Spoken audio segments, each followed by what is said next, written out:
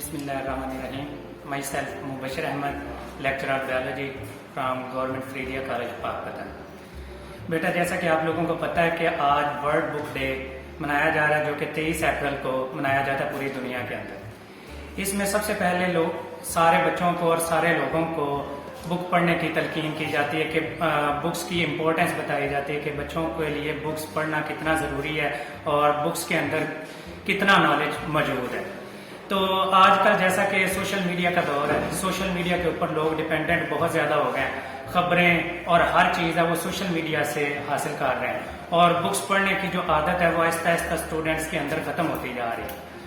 تو ہمیں چاہیے کہ سب سے پہلے اسٹوڈنٹس، اور یہ کوئی ایج لمٹ نہیں ہوتی کہ بک بڑے ہو جائیں گے تو بکس نہیں پڑھنی، تو مہد سے لحد تک ہمیں نالج حاصل کرنا چاہیے اور ہمارا جو علم کا خزانہ ہے وہ سارے کا سارا بکس کے اندر ہی موجود ہے. سب سے پہلے اگر جیسا کہ آج کل رمضان چل رہا ہے، مسلمانوں کے لیے رمضان ہے بلکہ ساری انسانیت کے لیے رمضان ضروری ہے، تو اس کے اندر قرآن مجید سب سے امپورٹنٹ بک ہے جس کے اندر ایک کمپلیٹ نالج موجود ہے. قرآن مجید کو بھی پڑھیں اور دوسری بکس ہیں جو کہ دنیاوی نالج کی ہیں، سائنسز کی بکس ہیں یا آرٹس کی بکس ہیں، ان سے نالج ہمیں حاصل کرنا چاہیے تاکہ فیوچر کے لیے ہم اپنی راہیں ڈھونڈ سکیں اس کے اندر سے.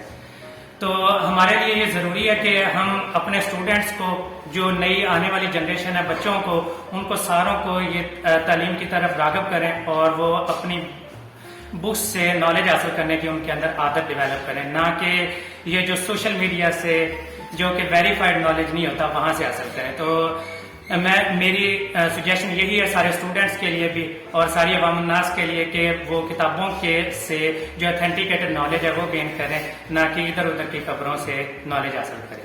تھینک یو سو مچ. اللہ حافظ.